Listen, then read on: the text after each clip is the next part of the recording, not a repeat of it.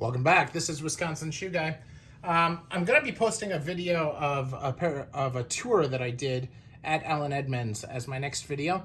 I had actually sent this to Alan Edmonds for approval a while back, and I haven't gotten around to making the edits that they asked for, so that's going to come. But during this really cool weekend where we all got together, a bunch of about 50 Alan Edmonds enthusiasts, including myself, we went back to the mothership and got a tour and got an opportunity to celebrate with the workers at Alan Edmonds and a number of the executives to really kind of celebrate the brand and what it's become. And they offered us a very special pair of shoes that we were able to pick up. Some of $50 went to charity, and it was they even discounted it for us. So it was a really great opportunity. So they did this really nice thing where they signed the card from the Alan Edmonds team that was there.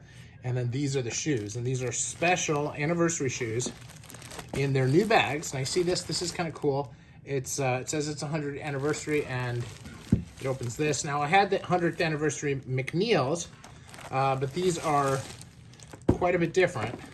This is something that they haven't made in quite a while, called the Elgin. And it's very similar to a Strand. Now, they do a Strand mock in a bone suede, but it's a little different because this is fully lined.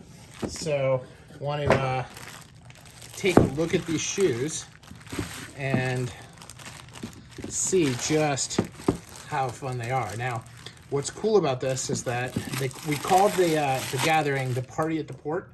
And so, as you can see, they named it the Party at the Port. And we have, I am number 29 of 50 pairs. The pairs are numbered right down there. And so, just try to get in there so you can see it. There's the 29 out of 50.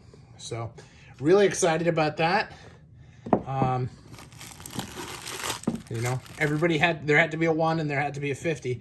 And I'm really glad that I fell in between there. Now, these are lined. So I had a pair like this a long time ago, which was Strand mocks, but it was on this white rubber sole, which I really didn't like, and I wound up getting rid of them. And take a look at these shoes. Now, for Alan Edmonds, they did a pretty good job. It's interesting. It's a thicker sole. They did a nice storm welt on it. The welt junction there is really clean. The stitching is pretty clean for Alan Edmonds. I'm pretty pleased with this shoe. It just looks nice. See, the storm welt goes a little bit higher in that one spot than the rest, but you know what? That's just plain being picky.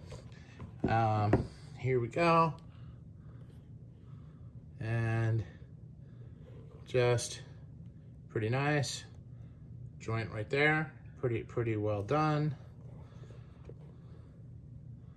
All the way around. Alan Edmonds.